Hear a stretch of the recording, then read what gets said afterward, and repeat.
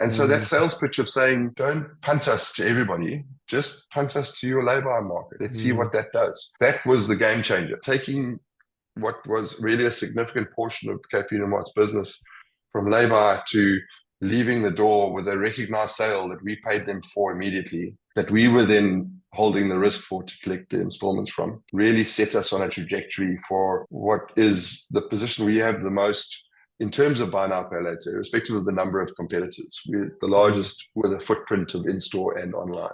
Welcome, builders, to How Would You Build It? The podcast that dives deep into the dynamic world of startups and product creation right here in South Africa and Africa. This show is more than just interviews. Every week, we sit down with the brilliant minds to provide a masterclass for building digital products amidst the challenges and opportunities unique to our continent. From seasoned founders to dynamic product managers, we uncover the unique stories and strategies behind some of the most innovative digital products being built. So for all the aspiring founders and product builders out there, you'll discover that each episode is a wealth of practical wisdom and local and actionable insights. Make sure to subscribe or follow wherever you listen to our podcasts and connect with us on social media for even more content. Now, let's dive into today's episode. Welcome, builders, to another episode of How Would You Build It? It's episode 67, rolling down those numbers, and we've got another startup for you today. But before we get into them, Renee, my co-host, how are you doing this afternoon?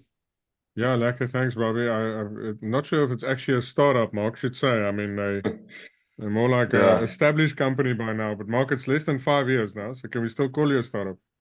Yeah, 1st of August is officially the 5th birthday. So I think we're happy with that transitional phase being called the smart up. Where we take all the learnings from being the startup and sort of try and make it work better. Well, let's start getting some of those school fees, those smart ups for all other founders that are paying attention. Mark, thank you for joining. For those of you that might not know, this is a take 2. We had a bit of a technical glitch. So firstly, Mark, welcome yet again. Thank you very much for rejoining us.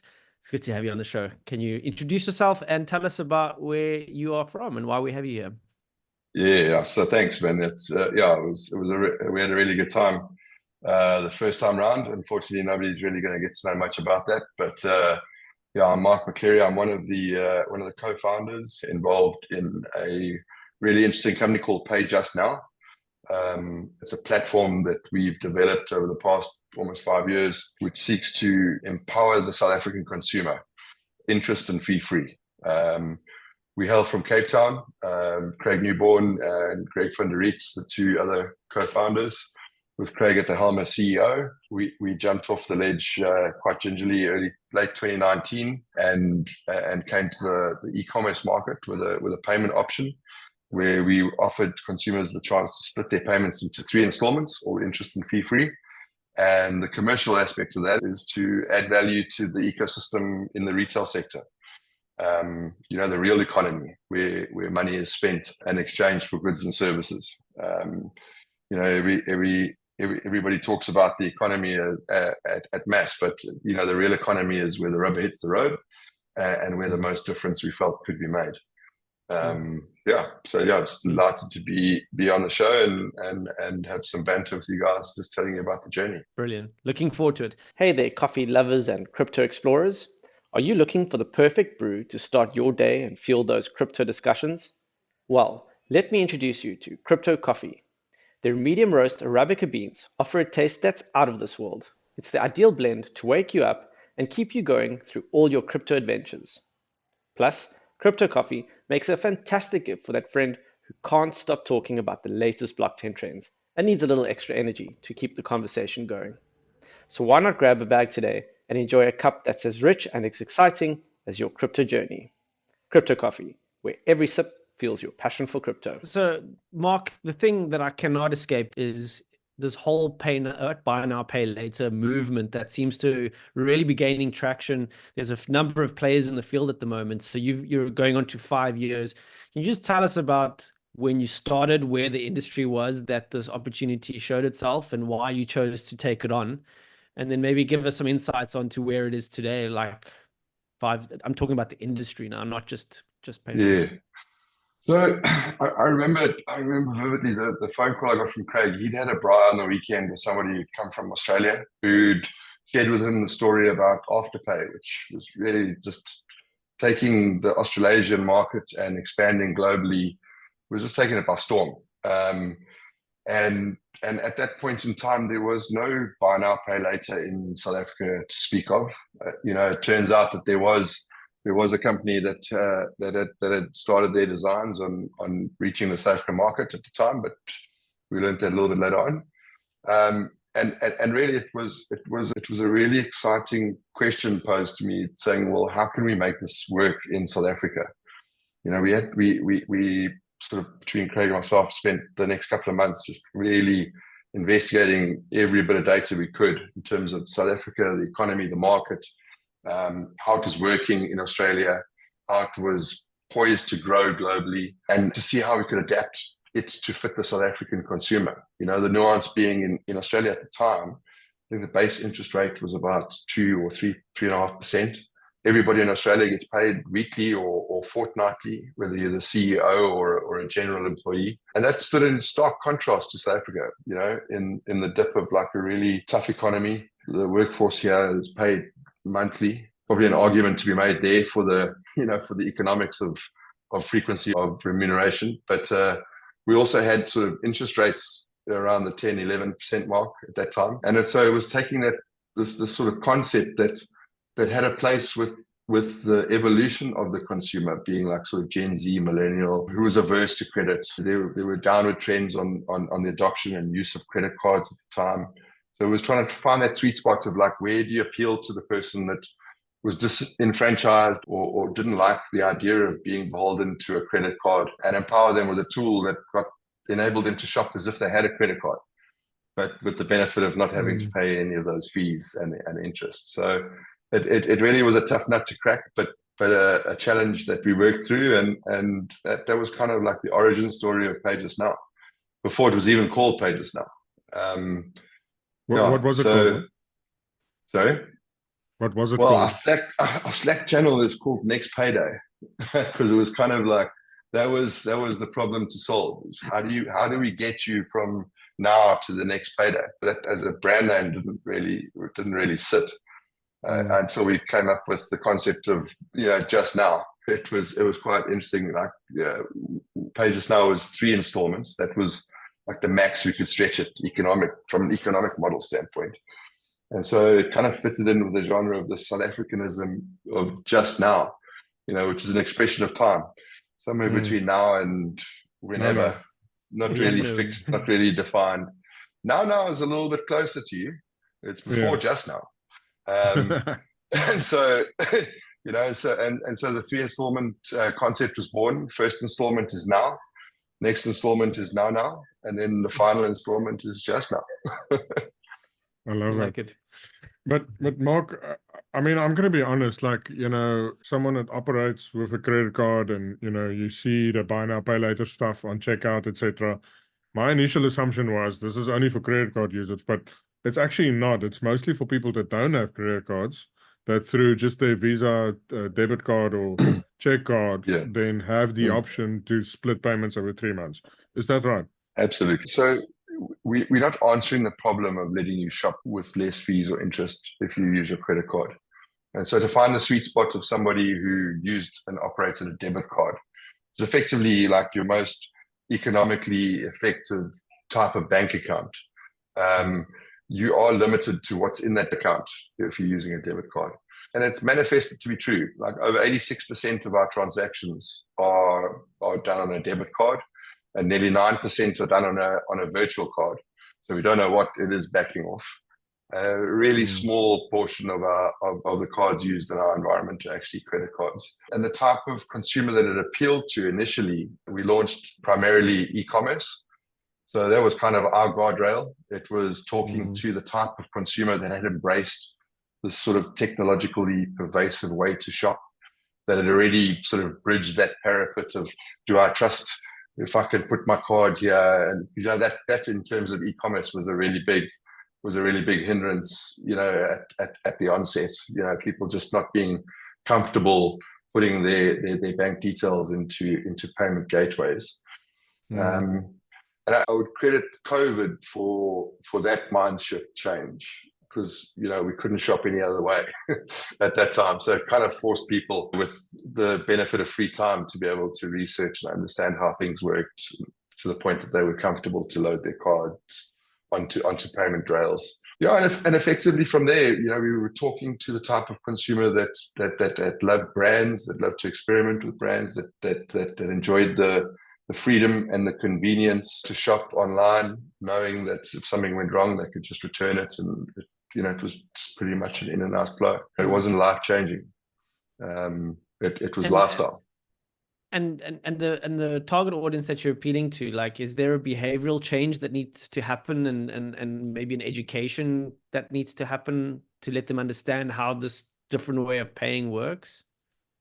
Yeah, so I don't know if you remember, like the growth. There was a brand called, I think, Zando, and their penetration into the market was hastened by that you could return your order for free and get a full refund within X number of days. Now it was great. It gave them phenomenal market share in what was a really embryonic e-commerce sector at the time. But it kind of shaped the behavior of the consumer, that they bought 7 things to return 6, which it's quite an expensive task. And when you're buying market share, it's a good enough investment, but when the market becomes saturated, that cost becomes quite a big thing. And initially for us, it was kind of like adding the cherry on top of that idea. Now you could buy 7 things and only pay for a third of them. And I think where we hit the luck there was the brands we partnered with in the early days didn't have the consumer that easily bought stuff and returned, bought and returned, bought and returned. They actually bought things from brands they love because those brands were iconic. It added to their lifestyle. It made them feel like they were living with the successful version of themselves that they sought for. It was in 2019, our first merchant that we brought on board was Freedom of Movement, and they partnered with Siya Kolisi. And so obviously in that year where Siya went to the land of the rising sun and prosecuted that scintillating campaign, to bring back the World Cup, those iconic photographs of him with his dad standing on the pitch on the side wearing his FOM X Khaleesi's. That was kind of like really our big stepping stone, and to partner with a brand that was maybe lesser known in the country at large at that point, but became sort of synonymous with a compatriot hero. It really spelt a really good story for our origins. So Mark, a lot of people look at just the Freedom of Movement Siya Kolisi story, right? And they go, "She's, man, either that's super lucky or these guys found him." And you almost see a similar thing with the old school guys in Driekus du Plessis. It's like, Driekus, it's like Driekus, I don't even know what MMA was by the time they had to deal with Driekus. So at the time, number 1 in the world and number 6 in Brakpan. Yeah, exactly. For now.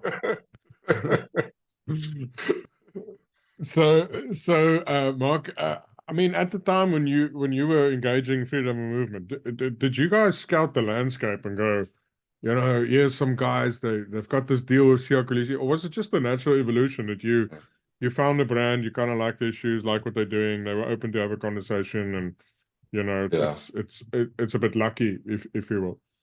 Yeah, it was definitely serendipitous. It was a highly loved brand, a really supported brand.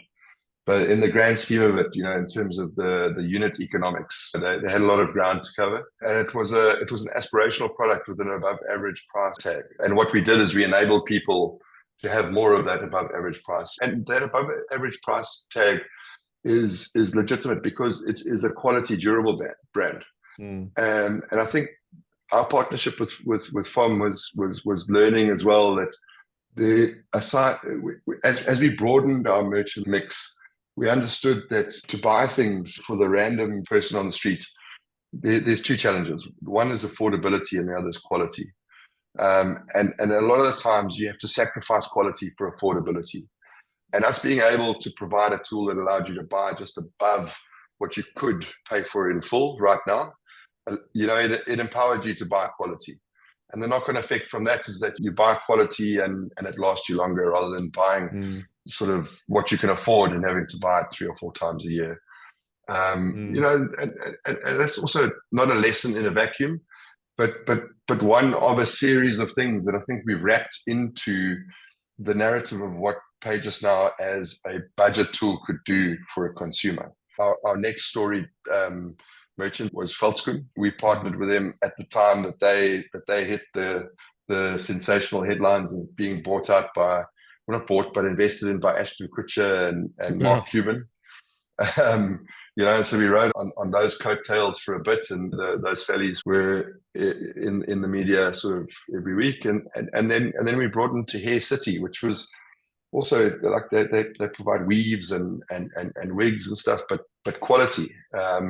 You know, if somebody's shopping for that type of product, they're almost like the Woolworths of that type of product. And so then we sort of kind of pivoted and appealed to a different sort of dimension of consumer, and they were trusted. And I think if I put any finer point on any of it, all the initial brands that we partnered with, and I'd even go on to say that we continue to partner with, are brands that are trusted. And it was a conscious decision. We came out telling you that you could shop now interest and fee free. And if you told me that in those days, I'd say, well, if you believe that, I've got a bridge I can sell you. You know, we had to prove that we were what we said we were, and we had to reinforce that. So you're a B2B2C, right? Well, we're a B2B in that we're a business in partnership with business. The C part of it is our communal audience that we serve. PayJustNow serves a consumer for free. We empower that consumer to participate in the economy, in the businesses. We charge the business for the tool that allows them to do that. We've built an audience of consumers that the merchants are wanting to talk to. And so we've kind of built something which is a closed ecosystem, sort of like a double-sided platform. The more consumers we had, the more merchants would be interested. The more merchants we had, the more consumers we were appealing to. And along that journey, the broader the typeset of consumer, or the profile of consumer, evolved. And that really was tough to navigate, but integral in all of the elements that we've initiated or innovated in the years since, and all the ideas we have for the future innovations which are still to come. That's quite a challenge though, right? So when you're having to understand two different types of a stakeholder that you need to engage with, right? Renier, I mean, in this day and age, and in you know the markets that we're playing with, that's quite a challenge, don't you think? Like having to sell something to one, but actually appealing to another, and like drawing that balance. Yeah, well, to get it going is really complicated, and that's you know, Mark, where I take my hat off, because you know you need to convince the one, but it's another one that uses it, and ultimately the one that uses it is the one that pays you. So it's a really complicated thing to do. And but Mark, something I found fascinating. I mean, if you go onto your website, you've got this list of e-commerce providers or retailers that you're active at, which includes both physical retail and e-commerce. I didn't know there are more than 1,000 e-commerce stores in South Africa, but it seems like you've got way more than 1,000 that use PayJustNow. So maybe can you speak a bit about that? Like, were you surprised when you discovered how many e-commerce stores there are in South Africa as you started enrolling them? There's a lot more today than there was in 2019. I think necessity has evolved. Like your traditional brick and mortar stores are online. So that's that omni-channel experience. You know, the bigger, more established brands were more active in store and had this online presence, which was kind of initially just their digital catalog, so to speak. Because remember, you know, in 2019, e-commerce was less than 2% of the retail GDP. You know, so you know it's kind of like fishing where the fish are. You know, 98% plus of the retail GDP was in store, and so that's where all the investment was done. And then we had that sanguine year of languishing in our lounges next to the Wi-Fi router, unable to make a trip out to the mall. And that's kind of where the digital experience caught up. But the type of consumer that was responsible for that 2% GDP was a more sort of technologically aware, pervasive. They valued their time, they valued the convenience. And when they had an experience that was good, the stickiness of that is what kept them coming back for more. And so it was leveraging off that, and then realizing that in sort of brick and mortar was still the more than the lion's share of the retail GDP. We evolved really quickly to an omni-channel payment provider. Our first partner of worth mention there is the Cape Unimart Group. That was a really step change for us, embarking into being available at the till. The controls that we have on that digital experience, and knowing that we've got a couple of days that if we felt something was off, that we could sort of intercept a delivery, that went out the window when you can walk out the door with your order in under 2 minutes. So it made us look at our data and our use of data in terms of protecting our risk profile a lot more steadily. But at the same time, we had to do it in a way that we had to offer that user experience and that checkout experience be identical to as if you were doing it online. Learned a lot of lessons there. Luckily, didn't burn the house down. And Greg, who's also one of the co-founders, was instrumental in that particular strategy within the business, was identifying just the significance of lay-by as a channel, as a tender type in South Africa, how huge that is. Often unreported because these big brands can't report it until they've dispatched the goods and collected all the money. So where they do report it, they report it as a liability on the balance sheet. It's inventory held, cash that they're holding in lieu of. And the more we got to understand that challenge that business has, whether you're a small three sort of store operation or a sort of a multi-provincial sort of big box store, if you've got a lay-by book, it's intensive. You've got to hold that stock in an inventory room somewhere. You've got to account for it every time somebody comes in and puts down $100 or $200. So there's like a whole admin and operational headache behind it. 100%. And the sweet spot there is that, if the consumer, it's legislatively prescribed. So 8 months down the line, if you come in and say, I can't afford that hoodie anymore, can I have my money back? The retailer is only really entitled to keep 1% as a handling fee and have to give the rest back. And then put a 2-year-old hoodie on the shelf again, try and sell it.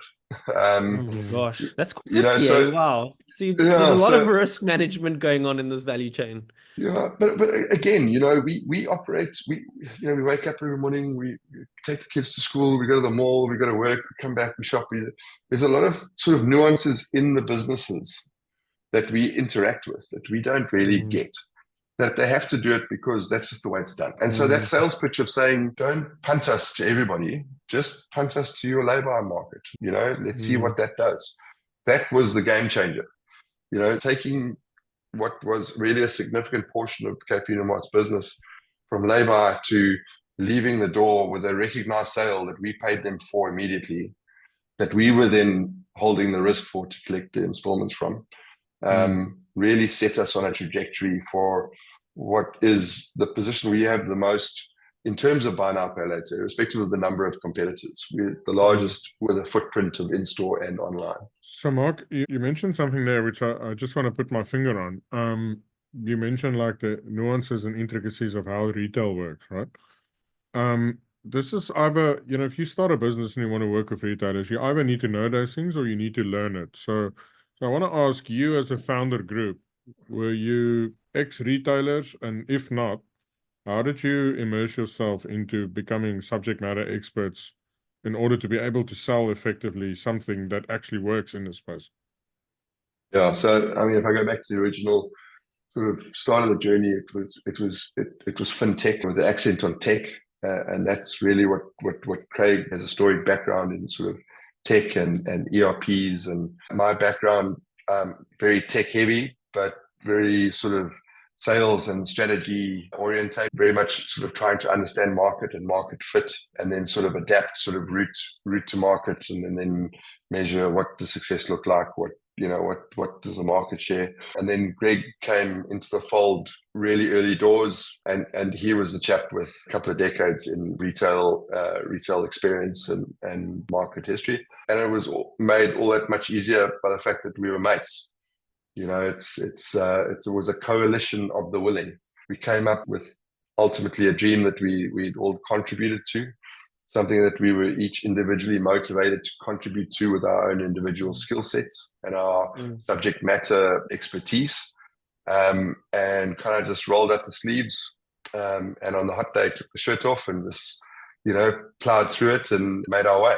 I think in each of us at the beginning, one of the attributes that I'd put to us is that we're curious people, and if something sticks its head up that we haven't seen before, we'll sit down until we understand it. And it's about taking those things and reconciling them and seeing, okay, well, this is cause and effect. But in a startup, you can only do that for so long, right?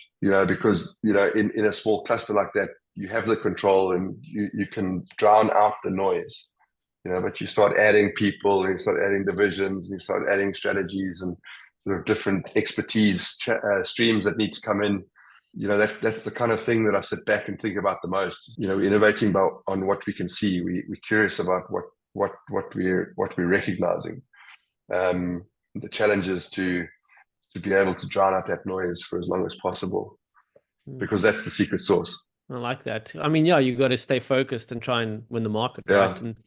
And that's something I'd like to ask, because you mentioned that one of your strong points or your role in the team is a go-to-market, which I like to talk about. Launching a product. Can you tell us a strategy or a tactic that you did to get this off the ground? And I know you're the data guy. What kind of data were you looking at when you launched that told you that you were onto the right thing, or that you needed to pivot, or just something from that initial experience? The data is the easy part. It's infallible, right? It was how you take that data and make it into a story, something that's actionable. I had some experience in the year or two before PayJustNow, exploring sort of the concept in the world of open source in sort of code and open source contributions. And the one thing that really struck me was, as a distribution model, open source is actually the perfect storm. Free at the point of distribution guarantees, adoption, especially if there is value and utility to the person who's consuming it for free. And so at the heart of what PayJustNow is, which is exactly what it was at the BNPL in Australia and in Europe that was taking off, was the concept of this ethereal open source technology. Because if you make it available for free and somebody thinks that it's useful, they will use it because it's free. And they will use it if it's making them better at what they're wanting to achieve. And I think it was taking that idea and conceptualizing it and putting it into the story, into how we approached the consumer in the South African market, is that this is free. We built it. If you think that it's going to be useful, there it is. If it's not for you, it's not for you. And being authentic about it. We didn't build it for you for free today so that we can, sign you up to an Office 365 subscription tomorrow. I think as a route to market, the more people using this thing for free also sped up the progression in our merchant mix that wanted to have an audience that we were talking to. So Mark, but on that, I mean, if you make a product for free, right, which now, I believe you said you've got more than 2 million end users, right? Nearly 2 million. Nearly 2 million end users. Yeah. Okay. If you play this podcast in a couple of weeks' time, you can use that cut. Okay, cool. So now it makes sense, right? Because you've got a model with small margins, but at scale of 2 million, you can build a business, right? The problem is many people in South Africa start with little or no funding. And if you put a model in place with a few basis points, now, I mean, if you make a few basis points on selling, fellies, but you take on that risk of 3 months of payment, you're not going to feed your kids with that. So How did you guys navigate the having enough money to be able to do a model that will drive high adoption compared to, you have to grow this thing to a place to actually, you've got 3 founders working on this, you're hiring other people. Like maybe share a bit about that, maybe your funding journey as well early on. Yeah. Like, how did you navigate all of that complexity? The funding journey, that could be a whole series. The reality was that it was all about the market, right? So we're starting in e-commerce. E-commerce, the average basket was about 1,200 Rand at the time. Consumers paying their first installment at checkout. So we're only on the hook for 2/3 of that, so second and third installment. This is somebody that is known to the brand, that that we validated with what was a rudimentary sort of scorecard at the time. So we kind of estimated that our risk there would be pretty low, especially once that utility was experienced and they said, okay, cool, that was great, I want to use it again. We also limited the use of your PayJustNow profile to one transaction until you'd completed your first one. So we kind of limited our risk with a brand new consumer to literally just maximum 800 Rand. That makes sense, right? Yeah, it makes a lot of sense. Don't let them do more and more, because that's what a credit card does. You buy more, you got a nice big fat limit, go wild, and then they max 100%. Out, right? Yeah, and retail credit, pay in 45 days time. It's kind of just like go mad. So the one key thing was the psychology of, you have to pay your first installment now. It declared an intent. I'm good for it. I have it now. I will have it when I tell you I'm going to get paid. And with all of the sort of the data points that we were able to verify and cross-reference, it was a statistical gamble, but we were the house in that case. And the type of consumer that was shopping at the brands that we were available at helped us sort of take that learning and refine the model further and add 1 or 2 more data points. And really, it was tough. We have sleepless nights today, but for different reasons other than funding a transaction and hoping it doesn't go bad. It never stops, man. They tell you, like, this is the problem, solve it, and everything's cool, and then you solve it, and then there's a whole new set of problems. It's a business fallacy. But I can also hear, Mark, that a lot of the stuff wasn't necessarily planned to detail. It more organically developed as you were going along, right? 100%. And it was about learning. The only unknown in business today is the people factor. You can have strategies, you can have plans, you can have programs and systems. Introduce people into the mix. That's where complexity comes in. Weird things, man. 100%. And what we were doing is we built a platform for the people, which was a product for business. And any modicum of success with the people guaranteed the sustainability with the business that we were going to make our revenue from. And our only objective was that, and again, it is almost cliched, but it was that first principle thinking. Listen, we're going to do this now. We don't know everything. We're going to learn from it, and we're going to evolve it tomorrow. And even today, that's still our approach to everything. We've done this. We think it's going to work, and it's going to tell us a story tomorrow, and we'll adapt it from there. But the most important thing is to show up every day authentically for the consumer who is actually engaging with us and teaching us these lessons. And it's going to be tough. It's going to be tough to like write a sort of like a white paper on it and be like super scientific about the cause and effect of success and failure and where it worked and where it didn't. But for me, the proof in the pudding is in South Africa, traditional retail credit default rates are in the upper 40%. Your typical sort of in-store credit, this, that, blah, blah, blah. In PayJustNow, we're less than sort of 1.6, 1.7% at last recording. And that for me is the validation of a model that is hitting a sweet spot for a consumer who we're exposed to, that is spending at a merchant that we are in business to serve. And so again, it'll probably make more sense looking in the rearview mirror maybe 3 or 4 years from now when we look at contributors of macroeconomics and sort of who's striking and who's standing for election, and all of these things do contribute in some way. But at the heart of it is everybody gets back at home at night from work wanting to build a lifestyle for themselves and their family, and that's ultimately what we seek to empower. So Mark, I'd like to know, as the data guy in the team, what is the first metric that you look at every morning when you turn on your computer? So it's the number of signups yesterday, the number of transactions, the number of refunds, and then the number of people that signed up that went on to transact. Okay. That kind of helps me see, like, is there something that we've introduced that's widened the gap? Or it also tells me, in terms of our support team, we typically get sort of like a 0.07% rate of transactions plus signups in a given month, plus transaction signups in the previous month. That tends to be what our support volumes are going to be next month. And it's to make sure that, the systems are positioned and the teams. A lot of leading indicators from what I'm hearing, you kind of. 100%. And that's on the daily.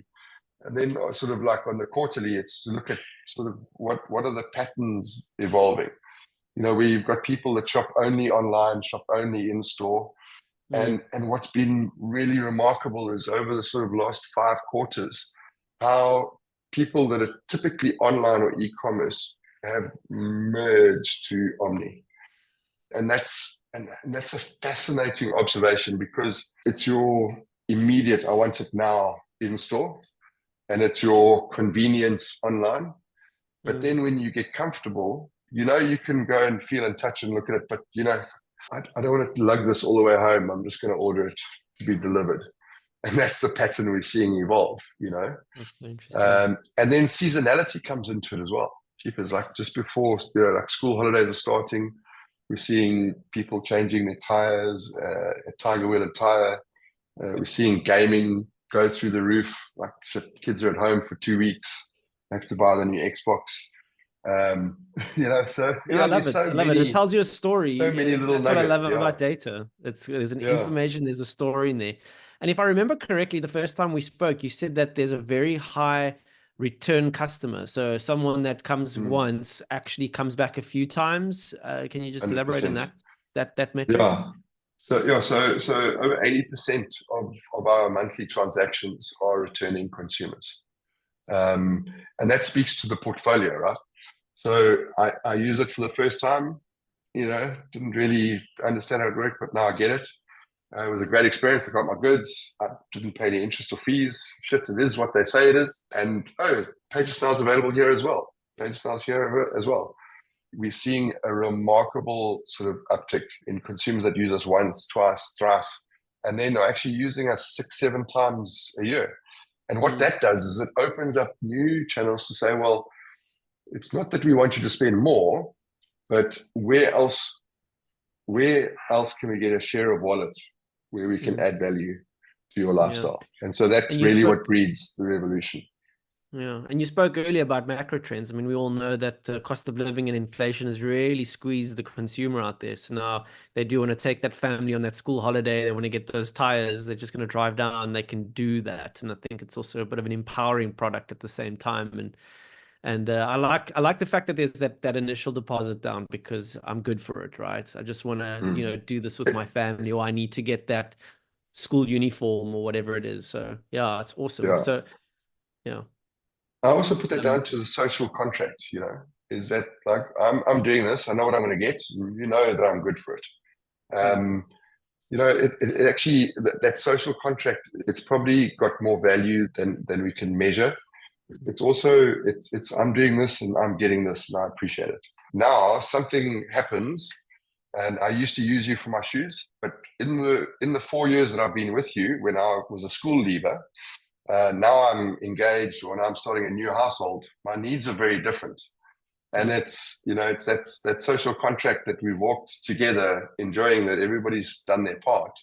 It allows us to evolve the utility that we're able to offer to the consumer.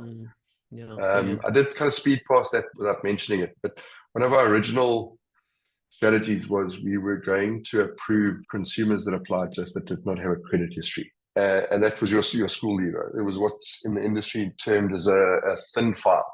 And we felt that, if we weren't going to be taking this view on risk as 90% of the reason we will approve you or decline you, almost, like a bank does, then we would gamble and experiment. And that cohort of consumer proved to be very, very reliable. And it's probably about 15 to 20% of our returning consumer is what was originally a thin file consumer. I'm going to bring Rainier back in. I'm just going to ask for the newsletter. You're constantly looking at all these startups, these new businesses, this buy now, pay later movement. What trends do you foresee for Mark and their company, and like partnering with other, like in the open letter community, like how many of them should be paying attention to this movement?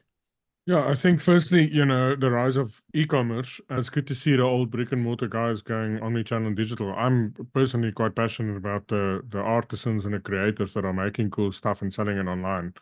And a lot of times these people, let's say someone is really good with woodwork and they build beautiful tables. I mean, to pay 20,000 Rand for a table once off, you're making your market quite small. But if you can go out with a solution like this and go, okay, cool, it's 6,333 Rand every month over the next 3 months, then all of a sudden someone could go, hey, I want this designer table. I think the massive opportunities for guys that are making these high value items that want to sell them online, to use a solution like this, and perhaps even in a kind of WhatsApp environment. Like a lot of people, they have an Instagram account or a TikTok account and they show these products that they have, and they don't really have an e-commerce store. They just send you a WhatsApp payment link and go pay for it, and get it going. So Mark, maybe, I don't know how big that market is, but maybe you can look into something like that. Definitely, it's huge. So I think that's pretty cool. And I think, Mark just spoke about this FinFile individual, and it's a massive thing. Like I know my brother, got his first job and a year and a half into working for a very reputable company, he couldn't get a small loan or credit card to get his car serviced. And this guy had to like use his entire salary to get his car serviced. And then for 2-3 months, I had to eat baked beans and noodles, once a day, because it's all he could afford, because all his money is gone. And I'm like, surely there needs to be a better way of doing things. And I think that's why a solution like this is really helpful. It helps people that launch to just get going and actually be able to afford certain things. And we're not even talking about, freedom of movement values. We're talking about getting your car serviced. Yeah, and that's a very practical thing. So I think it's super, super exciting to see these kind of products hit the market. Very relevant in South African context. Even I think this product, and Mark, you know this, but this product is completely different, servicing something different in an overseas market than in South Africa. Like in South Africa, it's, really almost a necessity for so many, as opposed to a bit of a luxury and maybe getting more people into more debt overseas than locally. Locally, I can really see it being a practical solution that people use in their day-to-day to perform and execute certain functions within their lives. So I think it's pretty cool. I think it's still going to grow massively. I will not be surprised to see some of the big banks trying to figure out how to play in your space because of the size of the opportunity. And we obviously see a lot of other players also in your space with all kinds of different kind of solutions. So no, I think the space is heating up. I think it's a great purpose. I would not think that buy now, pay later to get airtime advance in order to buy donut vouchers is a good solution. So Mark, thank you for not doing that. Yeah. But no, it's giving the industry a bad rep. But anyhow. Yeah. We had an approach early days. Like if you couldn't carry it on board in a carry-on luggage onto an international flight, we weren't going to split it into That's a cool success criteria. I like that. Let's be honest. No one can carry Dunkin' Donuts on any flight because you eat it before you board the gate. So yeah, no, I think like your comments, they're super validating, and in that startup journey, this is the one thing that I'd say that stands out is it's flipping lonely. Like, if you go back to like the early days, look, we're a bigger team now and we've got a lot going on, but from a startup perspective, You know, that validation and that reinforcement of you're on, you know, keep it up. You know, you've got something going here. Let's have a conversation about it. Let's keep you focused on you know on what the next steps are. That's a massive lesson that, you know, from a startup discussion perspective, it's worth reflecting on. So it's on really the back tough of until it's that, not. okay, so what's the Yeah. advice you would tell someone in that position? So what a founder listening to this that feels they're in that kind of space, what's the advice you give them? Yeah, so the advice is you've got an idea, you haven't got a destination, because the destination is never what you thought it was going to be.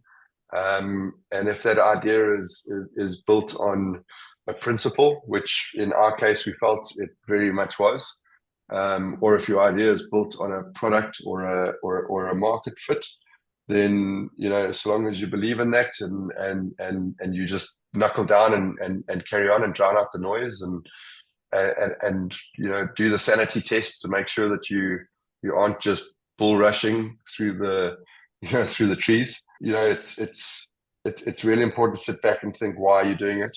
And if you can answer that every day, then you carry on doing it. Because if there is a why to what you're doing, then there's a reason you should do it.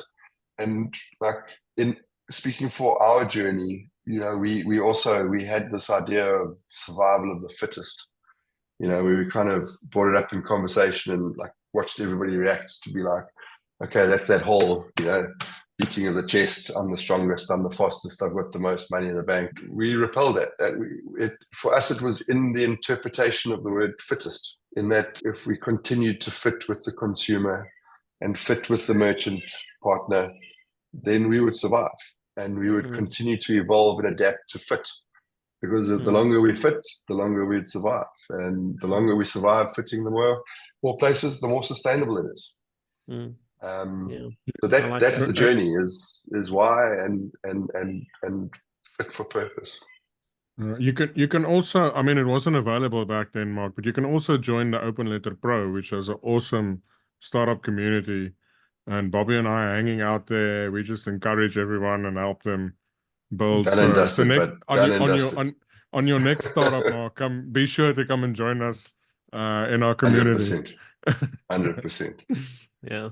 100%. But on that note, I think we'll tie it up there, Mark. Thank you for a second time around for joining us on How Would You Build It. It's really great to hear your story and how you're empowering businesses and the consumers thereof, the end user. Keep up the good work. Looking forward to seeing the next 5 years. So happy birthday on that note as well. Thank you so much. Nice one, Mark. Great having you here, and well done for the business that you've built, and also the positive narrative that it has around it. You know, when you speak about buy now, pay later in startup circles, you know, some people frown and some people don't smile. But you've definitely changed my opinion on it, and excited what you guys are building, and yeah, looking forward to see where it's going from here. Cool. Yeah. You know, I will tell you that in business, you know, we didn't really go into the detail on the funding journey. But almost every one of our competitors or their backers, their big backers right now, we spoke to, and they just couldn't wrap their heads around how this was going to work, how we were going to get to how we were going to get to 500,000, how we were going to get to 1 million. And like Time Bank was the first one that was proper and real. And when we got to our millionth consumer, they launched More Time. And they built it themselves. The trick with that is that they did it within the ecosystem. So it was only available to Time Bank users, which they credited at the time to 11 million bank accounts. But the word on the street was there was less than 120,000 that were having their salary paid into those accounts. So, you know, that was a challenge. I believe that. The Payflex, which was a New Zealand company, they were owned by Zip. They were limited because they could only charge their consumers every 2 weeks, which is what the New Zealand model was. And then Zip sold them, and Fevertree, I think, bought them in South Africa, who were also another crowd we were talking to, just couldn't wrap their heads around the commercial viability of buy now, pay later. It wasn't going to take off. Yeah. And then we found our investor, which, wasn't about the model, it was about the people. So yeah, talk about that one day. Yeah, that's a trend that's been on the podcast a few times. Investing in people, not the idea. Yeah, the people that eventually invested in us, it wasn't about the model. The unit economics was sort of like the ticket to the game. The 6 meetings that followed was the people. And that was really a difference with a massive distinction in my experience with all of the other venture capitalists and sort of funding channels and all that kind of stuff. It was quite an interesting journey. Can you imagine? All right, let's wrap up. Guys, thanks very much. Well, this part wasn't for the podcast. No, that is going into no. That's still recording there. You see that number? It's ticking over. That's no, it's recording. But you said thank you, so I took that as we're done. No, but when you got gold, you got to keep it. Yeah, well, if it's gold, it's yours. Cool, guys. All right, thanks Mark. again, Mark. Appreciate it. Yeah.